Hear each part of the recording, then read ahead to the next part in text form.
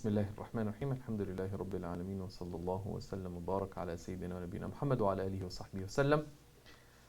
So, there's other ways in which things are purified. One of the ways is what's called istihala, essential transformation. Essential transformation, when the actual essence of something turns into something completely different. Right? Essential transformation. And the sign that it's essential transformation is that it won't just revert back to its previous state. Okay. So, whether it happens deliberately or naturally. So, for example, if excrement turns into dust or transforms into salt, okay, so it's now something completely different. It is purified.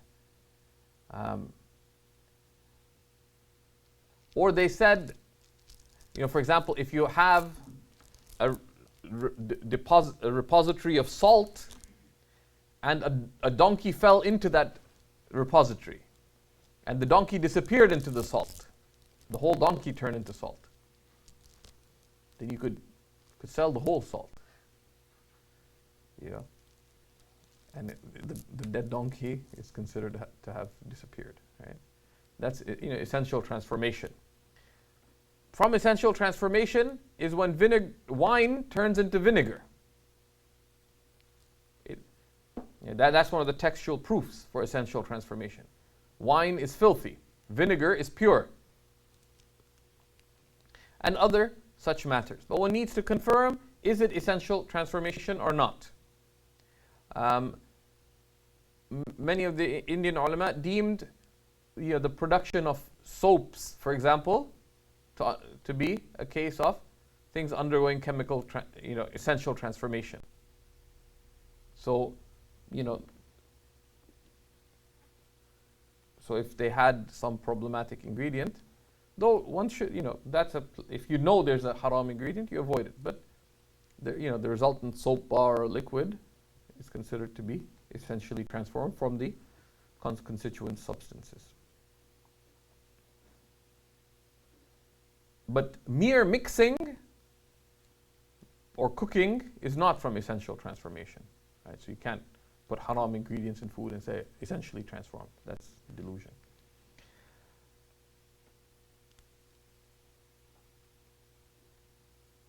A khuf can, a khuf or the soles of shoes become pure by rubbing against the ground from dry filth. Right? So there's excrement. But not from liquid filth, unless the liquid filth was mixed with dust, for example. So let's say you're walking in the street and you stepped on some excrement. All you have to do is to rub the sole of your shoes against the ground until you can't obviously see any traces of filth, and the shoe is considered to be purified. You don't need to wash it. Ejaculate both on body and clothing, once dry, can simply be scraped away, as is textually established in the Sunnah. Smooth surfaces, such as a mirror or flooring, can simply be wiped to purify them. They don't need to be washed.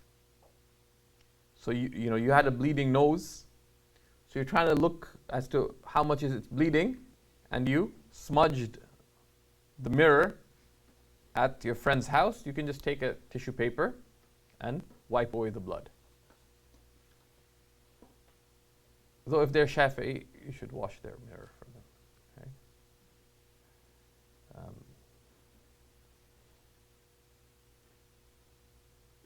So any smooth surface can simply be wiped to remove the filth.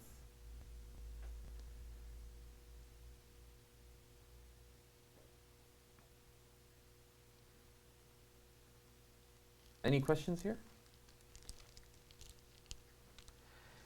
Tanning purifies, whether it is through a natural process or a chemical process or it just by anything that preserves the leather, right? So you slaughtered a sheep and you skinned it. You didn't know what to do with the skin, so you just hung it to dry. And a couple of warm days, it dried and it's preserved, considered to be tanned effectively. You didn't use any tanning agents, etc. And that's one of the ways of natural tanning. It's called tashmis, just leaving it to dry in the sun. Right? So any type of tanning that preserves the skin is considered to purify from an unslaughtered animal, right? As for slaughtering itself purifies the skin of the animal, even if the animal is non-edible, right? So you're attacked by what you thought was a lion, but was just a mountain cat. Right? Now you can't eat mountain cats because they're predatory animals. So you had a rush of so Sister Zubaydah had a rush of adrenaline. She took out her Swiss Army knife and she killed the mountain cat. And she slaughtered it. Right? The mountain cat's skin now is pure, even without tanning. Is the meat pure? There's difference of opinion. But there's no necessary relationship between purity and permission to eat. You can only eat that which is permissible to eat and has been ritually slaughtered. But ritual slaughter renders the skin of animals other than pigs to be pure. As for their meat, there's two opinions, but neither would allow eating the inedible. Any questions here? Go ahead. If an animal is struck by a car on a road, and it's one of the non-edible, like it's not slaughtered, so it's considered, the skin would be considered veggie. Yeah, so let's say you ran over a deer. Not deliberately, it just happened. The deer ran in front of you and the deer died. So could you, now the dead deer, is its skin pure? No. The skin would be pure either by tanning it, or were it still alive, by slaughtering it.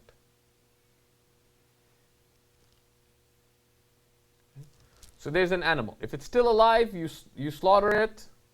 Still living. You struck it, but it's still alive. It's not, you could ritually slaughter it there. Now, I'm not suggesting you do that in public. They follow the law. Right?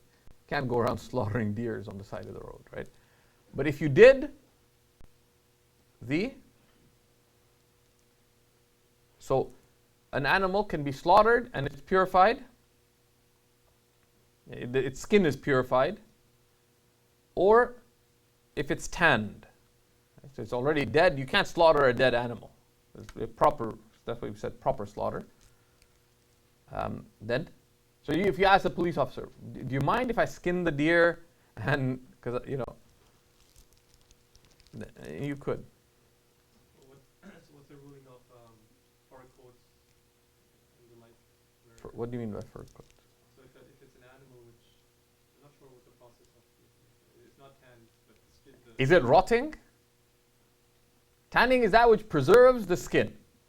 So I'm not commenting on whether you should or should not wear it, etc. You could be a native person and this is from your like besides legal and ethical considerations, depending on what type of, that's a separate matter. Legally, like, is the average fur coat rotting? No. So it's considered to have been tanned. And you don't investigate. Shafi'is have it tough, right, with tanning. It's a complicated, because washing is required. But that's not considered to be, and it's a complicated matter. If you know the fiqh of it, you could apply it. If you don't try to be cautious based on speculative knowledge.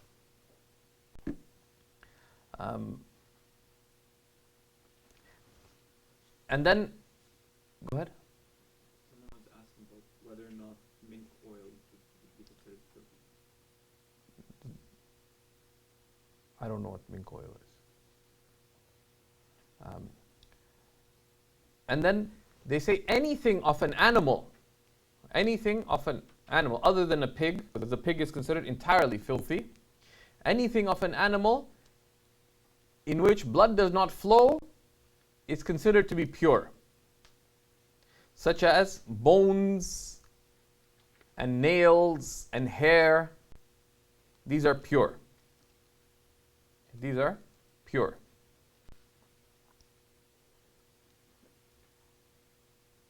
And both musk and the musk pouch are considered to be pure, as is zabad, which is also the product of an owl.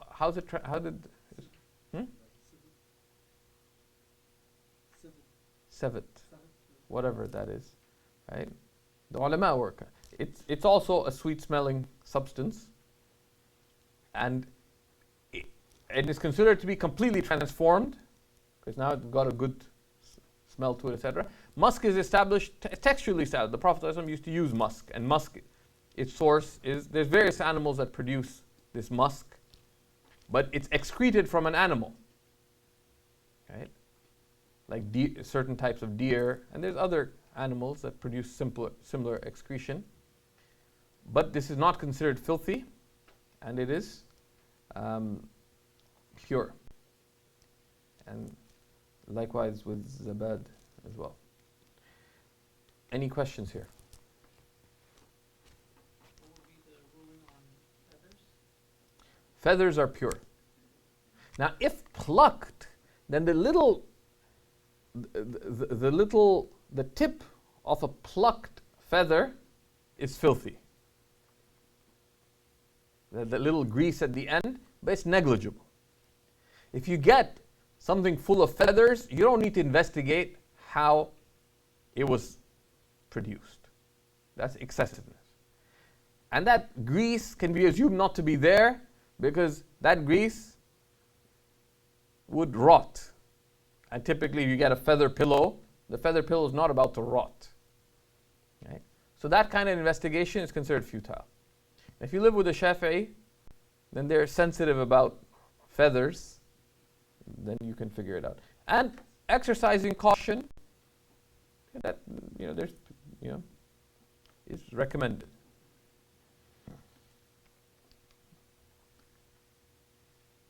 Any other questions? Explanation of what that mink oil is. So it says mink oil is from the fat of a mink animal and is used as the normal leather moisturizer. So they're asking if it's not slaughtered with that extract oil, would that be filthy? No, fat is not considered to be filthy. Fat is not considered to be filthy on its own. Right? So something's oil, just, one does not need to, unless it's from pig, one does not need to investigate. Okay, so wells and leftover water.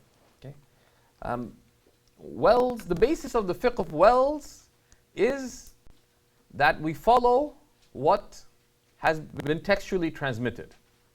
What's the problem with wells? The problem with wells is that if you apply scientific legalism, right, you could never purify a well. Because if some filth falls into the well, what happens? The water is filthy, but the walls are filthy. So if you remove the water, the walls are filthy, and you'd be like, you'd be almost eternally filthy unless you scrape the walls and do all these things, and that's hardship. That's why they say, وَالْقِيَاسَ أَلَّا تَطْهُرَ أَبَدًا. Just direct legalistic reasoning would entail that a well could never be purified. And that's hardship. And there's a number of incidents during the time of the Prophet ﷺ and during the time of the Sahaba related to wells. There's a man who actually died in a well. Right? And during the time of the Sahaba, and the Sahaba made judgment on that case, right? So from that, there's broad principles, right? And then, what is a small body of water? We took it earlier. A small body of water is, less than 10 by 10. 10 cubits by 10 cubits, which means of the surface area is considered. The depth is not considered. So less than 5 meters by 5 meters. So most wells would not be considered large bodies of water legally, right? Because what you consider is the surface area. So the default ruling is that a small well, considered by surface area, becomes filthy if filth falls into it. A large well or a large pool of water, a small amount of filth is excused in it unless the traces are manifestly apparent. If you have a large well, more than 5 meters by 5 meters, and some excrement fell in it, that would be excused. For example,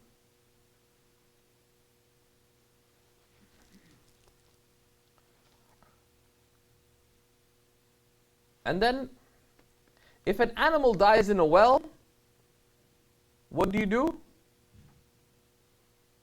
You need to remove a few bucketfuls of water according to the size of the animal. And you can see in the text how many you remove. In small animal, you remove a small amount of water, and for a larger animal, you remove more. Okay? Right. This is if it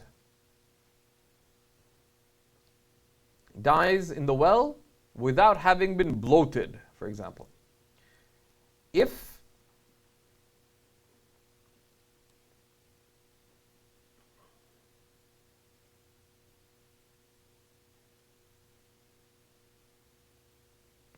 So if an animal dies in the well, first thing you do is you remove the animal.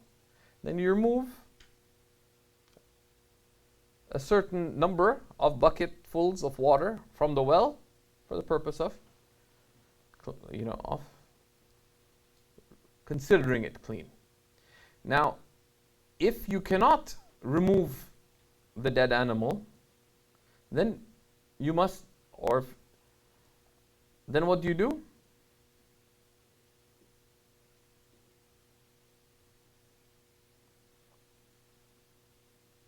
You remove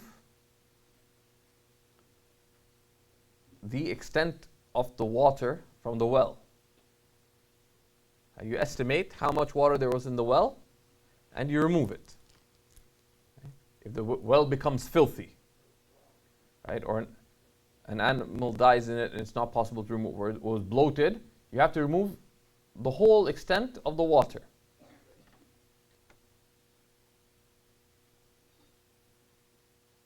And that's the original fatwa of the Hanafi school. Then Imam Muhammad al-Hasan, when he went to Baghdad, around Baghdad, there's a lot of deep wells, because there's 2 rivers that cross Baghdad, Dijla and Furat. So it's a bit of a problem for farmers and others. So he gave the fatwa that if it's difficult to remove the whole extent of the water, then you can remove 200 bucketfuls of water. Okay? And we're not going into the extensive fiqh of wells, because anyone own a well here? I have. You do?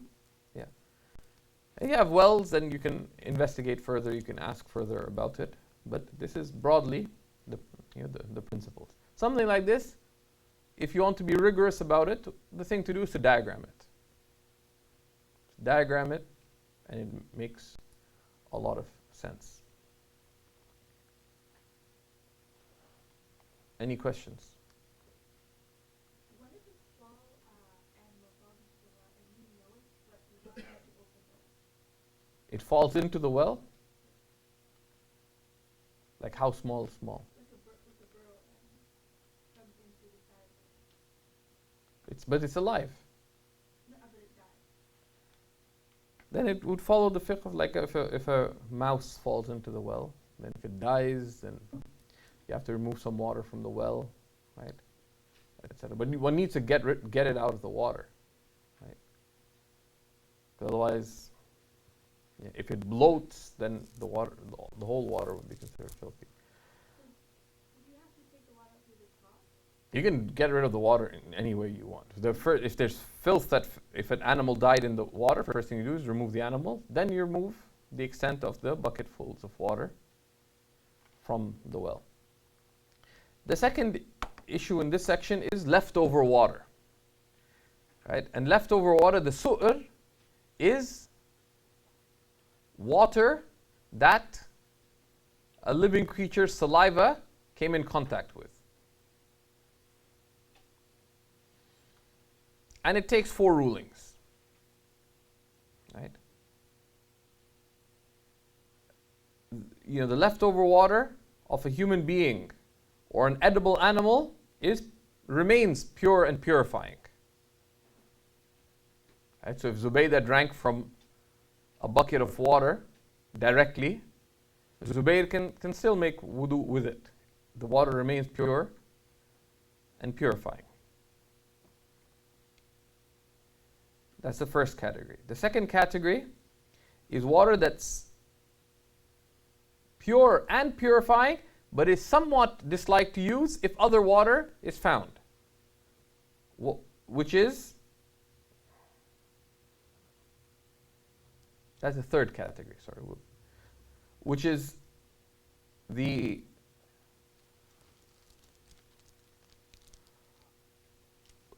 water left over from a domesticated cat. Right? So you have a pet cat, it drank from a bowl of water. Can you use that water for wudu? Yes, you can. Can you drink that water? Yes, you can. But it would be disliked to use it for wudu, and it would be disliked to drink it if you have other water. Why?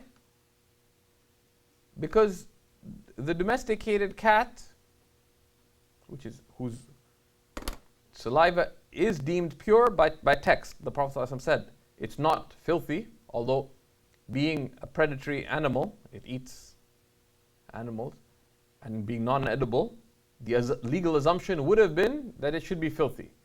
But because it roams around human beings and it's an accepted pet, and the Prophet made a textual exemption for it, its saliva is not considered filthy. But because of the fact that it does eat animals, and because the possibility of its saliva being affected by the eating of an animal, then there's some dislikedness in its meat. If it's been indoors for long enough that you know that it hasn't eaten some bird or mouse or whatever, then the dislikedness would not exist or be diminished. And the leftover water of an inedible animal, such as predatory animals, is filthy. And the leftover water of mules and donkeys is doubtful as to whether it's purifying. So if you decided to go on an excursion riding a mule, and you just had one bucket of water left, you let the mule drink that water, and then you wanted to make wudu with it, you just made things. Make wudu first before you let the mule drink from the water, or separate your water from its. That is pure, so you can remove filth with it, but it's not pure. It's doubtful as to whether it's purifying. So let's say you and your mule, Mula the mule, right? So you and Mula are on the side of a mountain. There's no water, except for this bucket full of water. You try to be a gracious owner. You let Mula drink the water first. Now what happens? It's doubtful as to whether this is purifying. So what would you do? There's no other water. You make wudu with it, but you also have to make tayammum, just to be sure. That's a rare case. This is only when if there's other water, you can't use that. You can't just make wudu with it. You have to make wudu and tayammum. That's only the leftover water of a donkey or a mule, because there's conflicting texts as to whether you can use it for wudu or not. Okay? And the general principle is saliva takes the ruling of the flesh. So an animal whose flesh can be pure,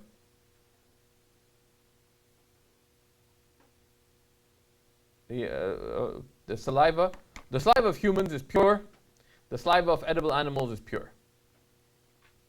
The saliva of non-edible animals is impure. And then the saliva of cats, and also chickens that run around in filth. Right? So you're a stingy chicken owner. So instead of feeding your chicken properly, just let it roam in the garbage dump. And there's a lot of filth in the garbage dump because animals use it too. Right? If you keep a chicken, take care of it. Okay, but those are the rulings. It doesn't happen that often. The final part, and which is relatively brief, is cleaning oneself using the toilet.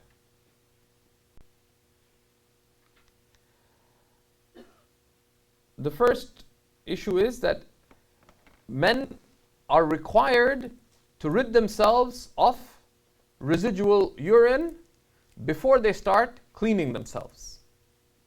Right? Without being excessive about this. Right? Staring is not a sunnah. Right? Staring on it, by any normal means of ridding oneself of residual traces of urine. So it's either by simply waiting a little, by coughing, by tugging, not excessively, right? Until reasonably sure that no further traces of urine remain. If one has doubts, then one ignores them. It's as simple as that, right? They say if someone has doubts, what they should do is just, is give it some time, cough,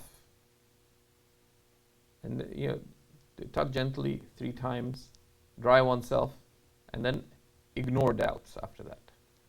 Right? And then just to proceed to cleaning oneself. And this applies to men because sometimes urine may take some time to come out.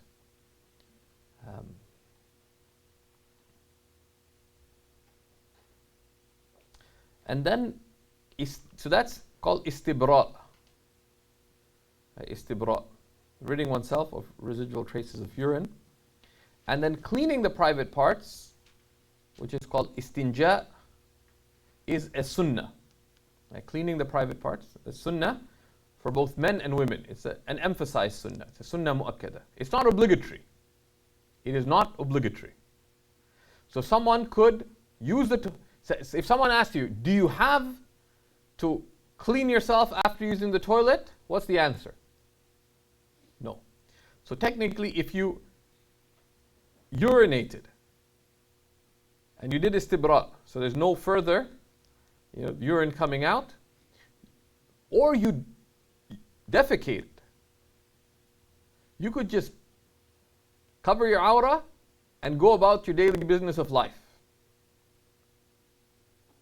Of course, it's blameworthy because it's sunnah to make istinja, it's sunnah. But it is conceptually possible. What if you used the toilet and you didn't take water and there's no toilet paper? And there's an important board meeting starting. And you have 5 minutes to pray. Do you have to make istinja? No, you don't. Istinja is sunnah, and the filth that is on the private parts themselves, the immediate point of exit, front and rear, and the immediate surrounding area, that filth is excused. That filth is excused. Now, this is not prescriptive. Do not do this. But if you're in that situation, and it's possible, or you're with mullah on the side of the mountain, and you're not able to use anything for istinja, right? Because you're using the toilet and mullah started running away. And by the time you caught mullah, time will end if you make istinja. Right? So sometimes istinja would be haram. Like they say, when would it be haram to make istinja? Whole bunch of cases. So you're running after mullah till you caught up with mullah, and mullah doesn't belong to you, it belongs to Yama. Right? So Yama would not be amused if his favorite mule was lost. Right? And now there's 2 minutes left to pray Asr, or whatever prayer it is. If you made istinja, the time would go out. It'd be haram for you to make istinja. Of course, that's not likely, and none of us have probably been in that situation, but that's the ruling. So the filth that is on the private part itself, right, meaning the makhraj, the point of exit, and what is considered immediately surrounding it, is excused. Cleaning that area is an emphasized sunnah mu'akkada. And it's not a ritual act in that there's no prescribed number of how many times you do it. Doing it 3 times is good. The Hanafis sometimes, just to annoy the Shafi'is, would say it's good, although it's recommended. But they won't say it's sunnah, because the Shafi'is are strict about doing it 3 times. It's not a ritual act, right? But we want to avoid difference of opinion and not just make a legal point. It's, the recommendation would be to wash 3 times, or to rub, or to wipe 3 times. That is, unless the filth has gone beyond, right? And if hesitant, if one gets waswasa, have I cleaned myself properly or not? Then wash 3 times, or wipe 3 times, and then you're deemed clean. Ignore any doubts after that. Another thing, when you clean, it is not sunnah to stare at the toilet paper, or to check your hands, or smell, or sniff. That's all excessiveness. Like looking for filth, looking at or for filth is blameworthy. Sniffing for filth is blameworthy, right? And any filth that goes beyond the private parts, it takes the ruling of the removal of filth, right? That you have to wash it, because that's no longer istinja, that's no longer cleaning the private parts, but rather it is removal of filth. And with that kind of filth, the filth that is beyond the private parts, that filth itself, a small amount is excused, and it's recommended to remove, which is less than the extent of a dirham, 5 centimeters in diameter, or 5 grams of solid. And if more than the excused amount, then it's required to wash away. Any questions here? So is istibra not a particular act? It's a means to the Istibra, this is just that, istibra is not, again, it's not a ritual act. Istibra is just to take the means to be reasonably sure that there aren't traces of urine left, which may take some time, some coughing, some tugging, without being excessive. Also, one could simply walk a little bit. Right? One could simply walk a little bit. Right? So if one's made istibra, right, and you're before making wudu, just walk 20 steps, 10 steps, 40 steps, whatever, before making wudu. And then if anything came out in that time, it would be at best a drop or two and not be excused anyways. Right? So you take basic means to rid yourself of traces of urine, then you wash yourself, istinja, cleaning your private parts. Then if you're still slightly hesitant, there's two things. Walk a little bit.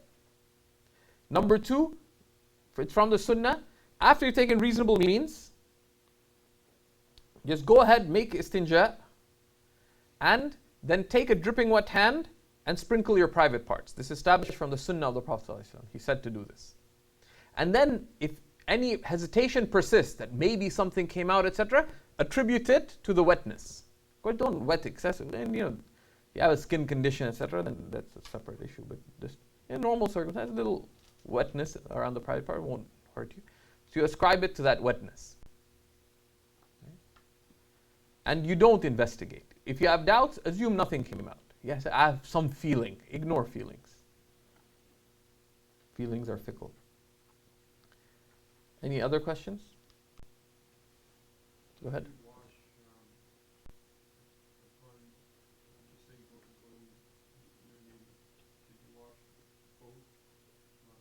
No, you only wash the area that's affected. If you only urinated, you just wash.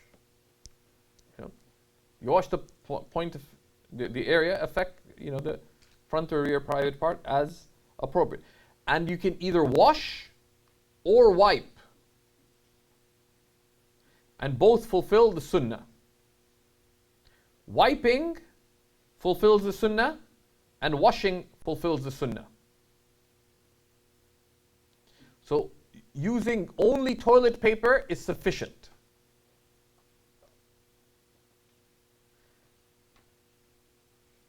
Using only water is sufficient. It is best to first wipe and then wash.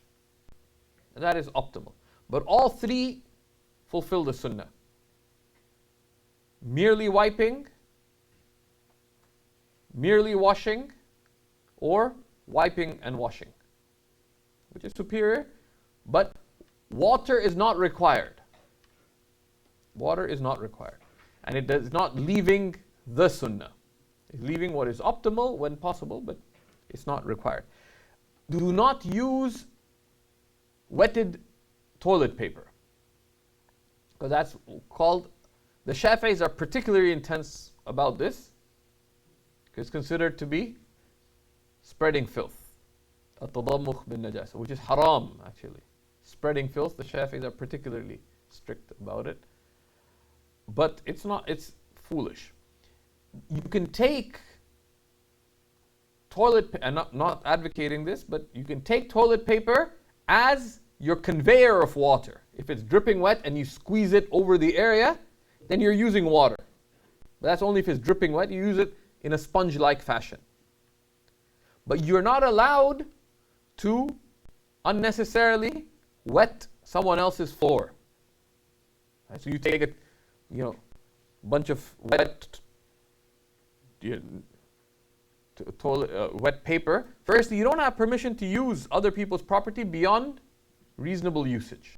So to use a whole bunch of that brown paper and wet it, do you have permission to that? No. And that's where being careful can sometimes, ignorantly, can be haram. Use a whole bunch of This paper. So you squeeze it. Who gave you permission to use that much of that paper? You can't. You're only allowed to use the amount that's reasonably used. One sheet or two, maybe three. Beyond that, you don't have permission. You don't have a right to wet someone else's floor. If you do, you have a responsibility to reduce that. Right?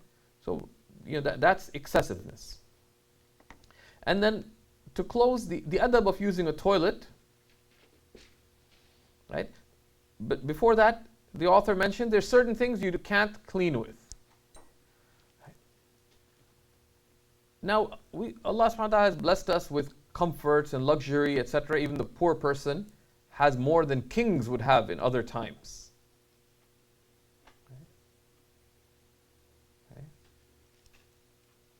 Right? Fruit from all seasons and meat on a regular basis. This is something kings didn't have in old days, in many situations. So you cannot clean yourself with food. So you're out with mullah in a mountainous area, and you want to use a toilet, and the only rocks are volcanic rocks, and they look potentially really harmful, and you have bread. You cannot use the bread for istinja. Or anything of material value. Say, well, I have writing paper. Can't use writing paper, it's of material value. Anything respectable, such as clothing. You couldn't use clothing to make istinja. Using one's right hand is disliked for istinja.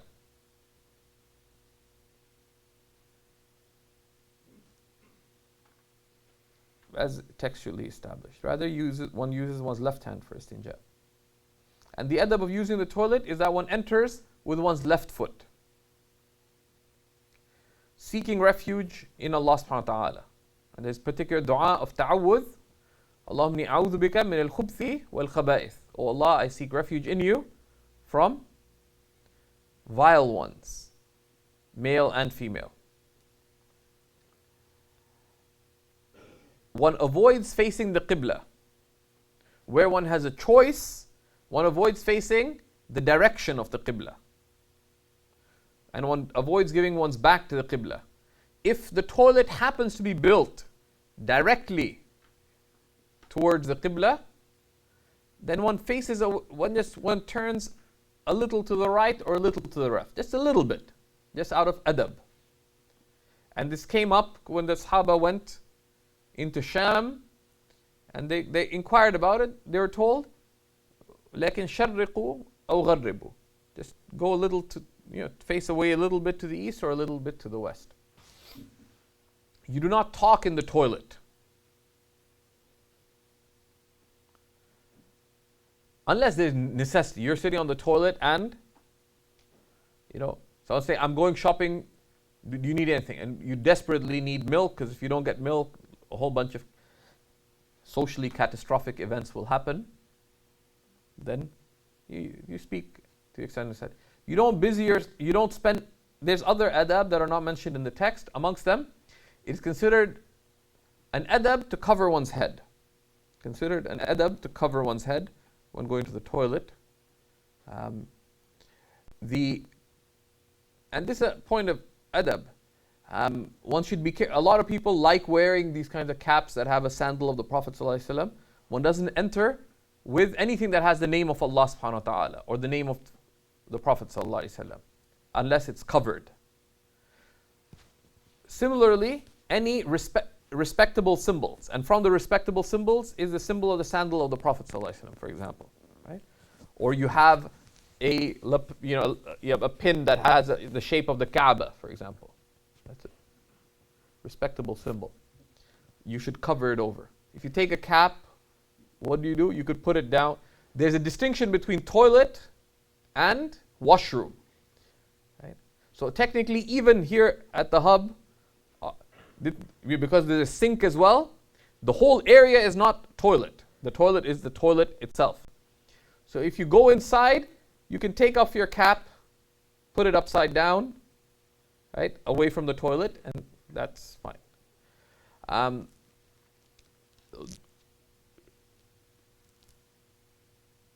and you don't spend excessive time there. It's not a place to read and write or do anything of significance. And the adab is that one leaves the toilet with the right foot. Okay? And there's du'as for leaving the toilet, a number of them. The most basic is to say ghufranak, your complete forgiveness, O Lord. Ghufranak. Why would one seek forgiveness? They said, firstly, because you fell short necessarily. You fell short in fulfilling the duty of gratitude for the food that you ate. The gratitude for the food itself, and for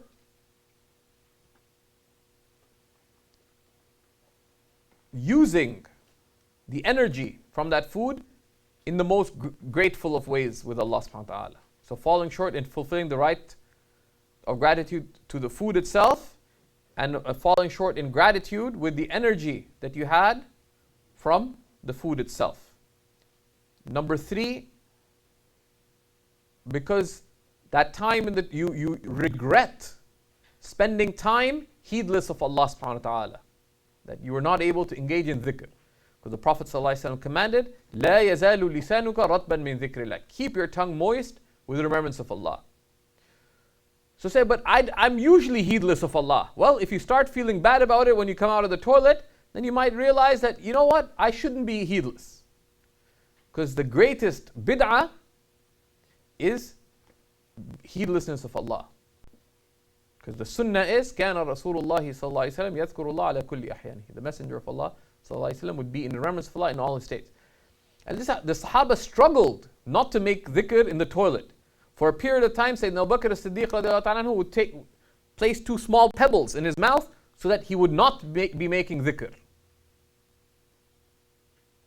Till he became used to it. Because following is to do what the one followed does. Right? And it becomes your temperament. But then you force yourself to desist where the one followed, sallallahu alayhi wa sallam, desisted. There's also the dua mentioned in the text, Alhamdulillah alladhi adhaba anni al-adha wa afani. All praise is due to the one who removed from me all that is harmful and granted me well-being.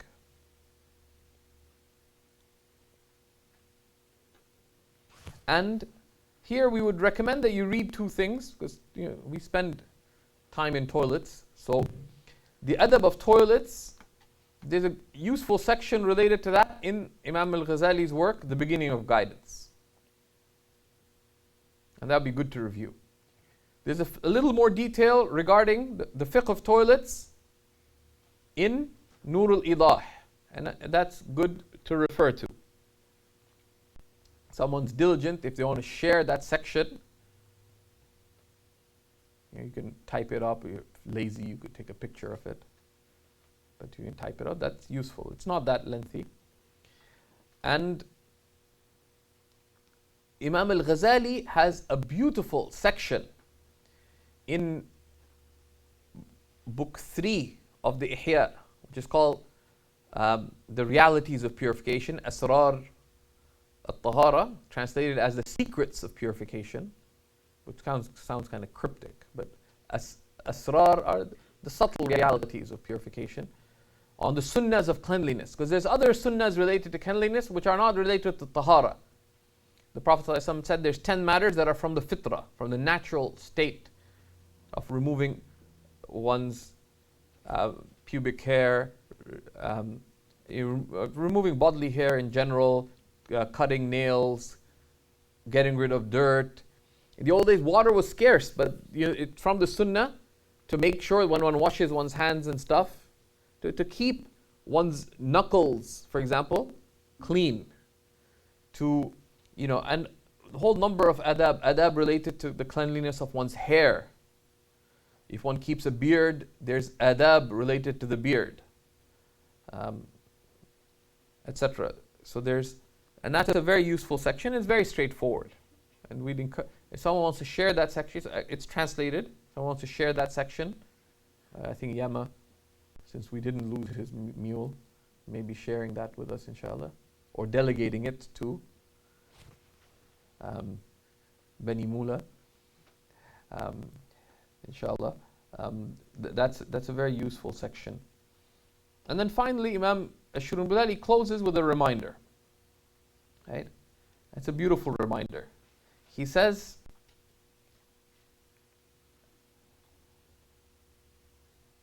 that وَإِذَا تَطَهَّرَ ثَوْبًا وَبَدَنًا وَمَكَانًا, if one has purified one's garment, one's body, and one's place of prayer, وَأَقْبَلَ عَلَى الصَّلَاةِ وَنَحْوِهَا مَعَ الطَّهَارَةِ النَّافِعَةِ, and then one directs oneself to prayer with the truly beneficial purification. What is the truly beneficial purification? Because this purification is a ritual purification. It is an outward purification. But the truly beneficial purification in our deen is not this, though this is a required. It is required but not sufficient. True purification, he says, is the purification of the heart. مِن نَحْوِ الْغِلِّ وَالْحِقْدِ, from the likes of envy and malice and all blameworthy traits. That's the purification of one's character. But there's a higher purification than that.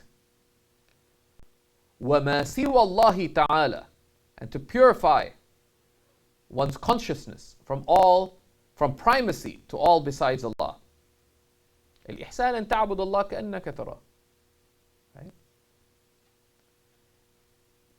Spiritual excellence is to worship Allah as though you behold Him. Okay? Says, and as Abu Madian and others have said, if you behold Allah, then you wouldn't behold any besides Him.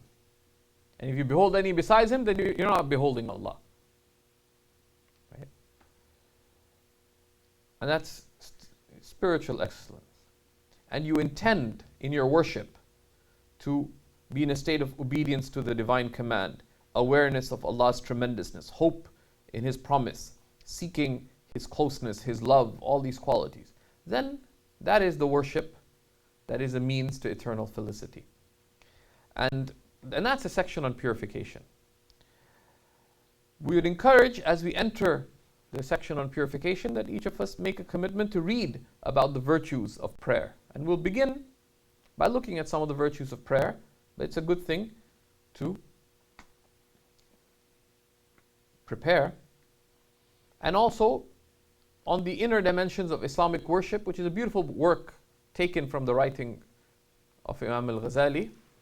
And that's, and it was compiled by Mukhtar Holland, and it's available through Firdaus Books and others. These are two good sources to review. Likewise, the section on prayer from two of the books of Imam al-Haddad. The first being the Book of Assistance, the second being Counsels of Religion. Both are translated bi'idhnillahi ta'ala. A very useful companion work to what we're covering here, which is also offered separately as a course on seekers, is Imam al-Ghazali's The Beginning of Guidance, taught very beneficially and beautifully by Shaykh Yahya, hafidhahullah. And there's a lot of overlap. And Imam al-Ghazali tells us not just about the fiqh of prayer, but how to bring prayer and worshipfulness into one's life from day to night. Right? And there's a lot of adab, both outward and spiritual, mentioned there. So that's a third work that we would recommend.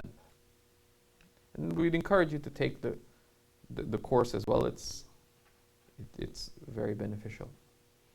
Inshallah. Before we close, any questions? Go ahead. So what's the ruling of covering the head in the toilet? It's an adab. The ruling of covering one's head in the toilet is an adab. That's an adab. It's not. We wouldn't say it's an emphasized sunnah. We wouldn't even say it's a sunnah in the sense that something you're specifically called upon to follow. It's an adab. It's a point of propriety. But let's say your head's uncovered anyways, Should you put someone else's towel on your head when you're sitting on their toilet? Probably not. Right? Just in case. Right? Go ahead. If one needs to pray and they only have enough water to make wudu, and they have an amount of soap on them that needs to be cleaned, and then maybe assisting it with water or something like that. So, so if one only has enough water to make wudu, and if they made, and they don't have enough water for istinja, then what do?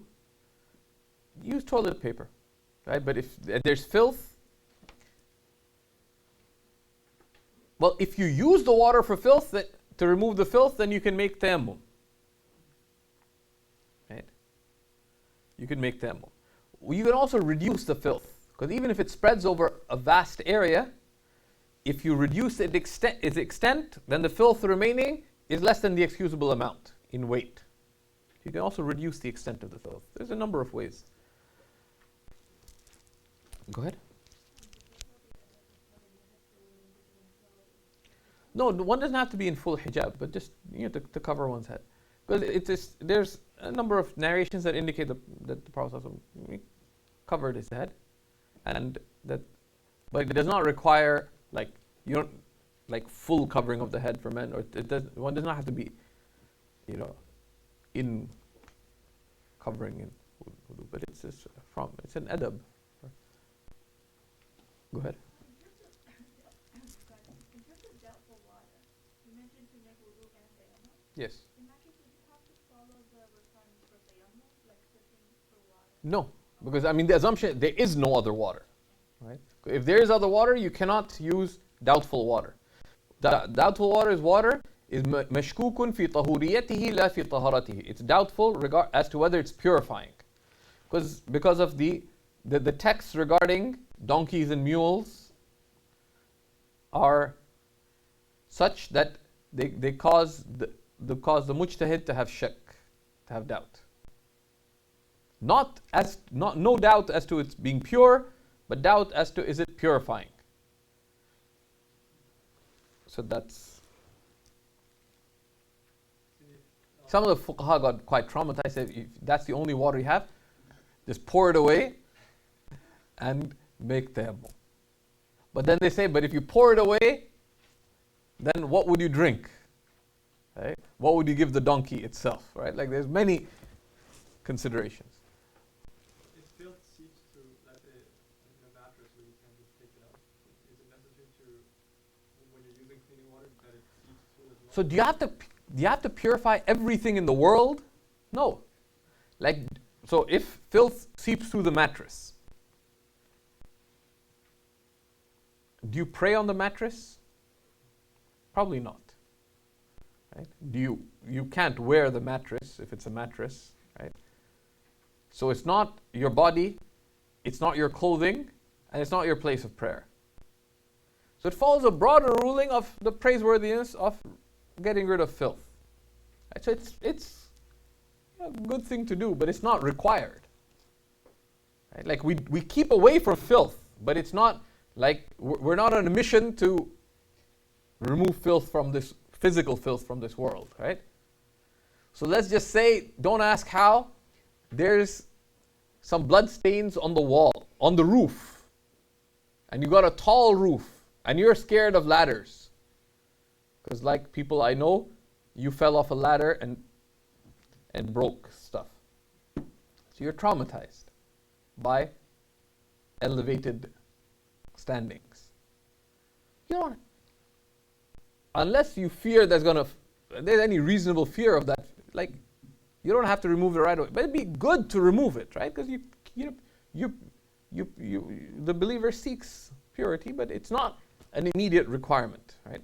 Now, with respect to certain matters, a lot of things are excused. For example, if someone has a domestic cat, we wanted to mention this, but things matter. If you have a pet cat, the urine of cats is excused from furniture and furnishings.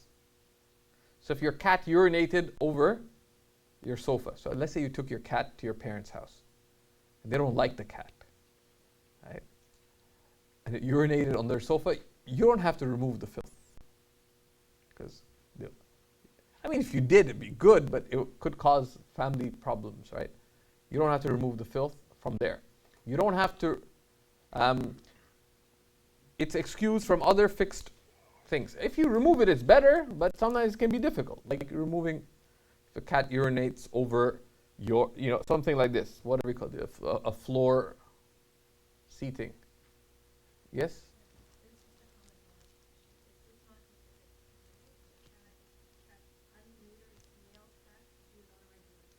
Yeah. Yeah, and cats also demarcate territory and stuff as now it's not a good situation, right? Don't have an unneutered cat, male cat doing whatever it's doing. But if it happens on places that are difficult to clean, it can be excused, right? I found out about it because of a friend of mine. Fish excrement is not considered filthy. Fish excrement is not considered filthy. A friend of mine was trying to clean, he had waswasa, but he was trying to clean his fish tank in his living room, and the water spilled over the family's Persian carpet, worth thousands of dollars. So is the Persian carpet now filthy? No. Fish excrement, as nasty as it may be, as much as it may have accumulated, is considered either pure or excused. But it's not considered filthy, such that it's required to remove. And if you're interested in the idea, because fish excrement behaves differently from other excrement in its characteristics and stuff. And this is a regular fish, like some really big fish, like if you probably don't have it in your house. So the ruling on alcohol and synthetic alcohol versus non-wine alcohol, the relied upon position in the madhab is that it's considered to be not filthy. So non-wine alcohol is not considered filthy. That's the stronger position in the madhab and the fatwa position in our times generally. We have a number of answers on seekers that mention that. Although if someone wants to be cautious, it's a point of caution. Shaykh Adib, rahimahullah ta'ala, used to stand firmly by the position that that all alcohol is filthy, which is the fatwa of late scholars of the madhab, following the opinion of one of the students of Abu Hanifa, to close the door of the ignorant and confused, trying to say, well, if it's not filthy, then it's not haram to drink, etc., which is not the case. It remains haram to consume. And if pressed, you say, look, that's what Shaykh Abu Yusr said. His main fiqh teacher was Shaykh Abu Yusr Abidin. So that's what Shaykh Abu Yusr said. And you pressed him further, he said, look, Shaykh Abu Yusr was not only a faqih, and he was the last mufti of Sham, Shaykh Abu Yusr Abidin, selected by the ulama. Afterwards, they were government appointed muftis.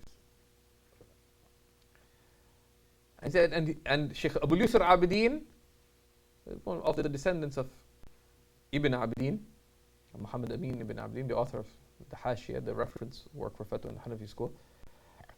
Shaykh Abu Yusr Abidin was not only a great scholar and faqih, mufti of Sham, he was also a very senior surgeon, qualified medical doctor and surgeon. And in hospital, كان يشنع الحرب, he used to declare war on anyone trying to bring alcohol in wipes and cleaning agents, etc. He said, the halal is sufficient for us. And everything that has a shubha, we keep away from. So if someone wants to be cautious, caution is praiseworthy. But you don't hold everyone to the same standard of caution. I've seen God-fearing ulama who are people of taqwa and real scrupulousness in amazing ways who'd use perfume that had alcohol in it. And I actually saw someone ask one of these scholars, but this has alcohol. So I'm not drinking it. And it's perfume. And there's others who would, right, literally almost leap if someone was going to spray perfume on them. Right? Because the ruling of caution is that it is generally recommended. It's not specifically recommended in that you're not called upon on everything to do what caution entails. Right? Any other questions? Go ahead.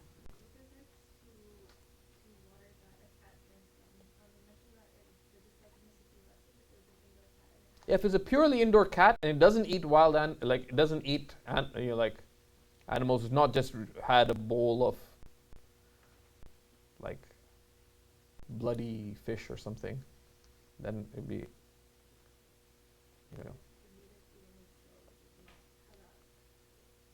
yeah, that's a separate question. I don't know the answer to that. Pet food, I don't know the answer for pet food. Yeah, I would, if my wife, I haven't discussed it. I've never thought about keeping a pet animal because I don't know the ruling of pet food. Okay? But there's a conceptual problem in unslaughtered pet food. But there is an ethical issue with feeding. If you have a pet, you are responsible for feeding it in a way that accords with its temperament and is in its best interests. Okay? And most pet food is not suited to the temperament of the pet, and it's not in its best interest either. It's got all kinds of weird things. Now, is it haram to feed it that? No, but is there clearly a wronging of the pet by doing so? Yes. Right? It's not a fatwa, but just something to be thinking about. Because most pet food is very detrimental. And the adab with respect to keeping an animal is that one give it its right, in accordance with its temperament and in its best interest. It's maslaha. Yeah. There's a person went to hell because of their cat. Neither they let it roam and fend for itself, nor did they feed it and give it to drink as it deserved. Yes. So don't go to hell on your pet. What's the definition of a toilet in regards to A toilet is a place where you relieve yourself. A washroom is a multi-purpose facility, even if it has two purposes. Right? So like the washroom here has a toilet. If you're sitting at the toilet, that's toilet. If you're, so let's say, there's a small class going on. After the class, uncle and auntie are trying to insist that you marry their daughter. And you're kind of stressed out. Oh no, they're here again. So you go into the men's washroom here because you're hiding from overzealous uncle and auntie. Right? And they say, we're all Hyderabadi, we need to marry each other. So they're giving you a hard time. So you go hide in the washroom. Could you make dhikr in the washroom? If you're not at the toilet, yes. Now, if you had a choice, go somewhere else. But if you're stuck, you could. So you can pray there too? You can pray there too. Now, of course, like if you're at the hub, like why would you pray in the washroom? Right? But you can. Like, and out of necessity, you could pray in the toilet too. One of the Mashaykh, I heard it from a direct student of his, Shaykh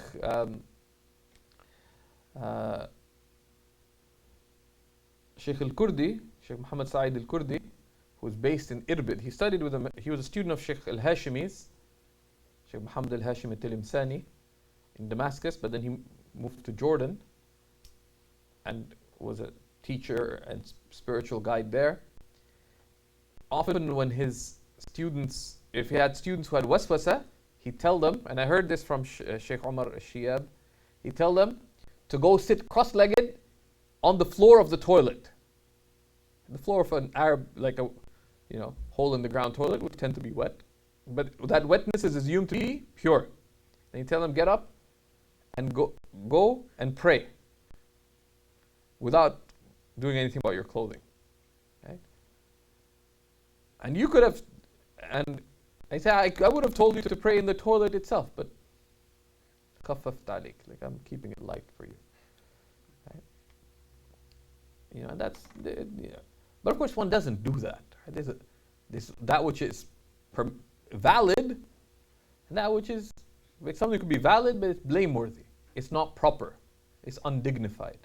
But necessity, circumstance could also arise. So we're going to stop here, bismillah ta'ala. We're going to take a 5-minute break, and then we're going to come back for the Tahawiyya class, bismillah ta'ala.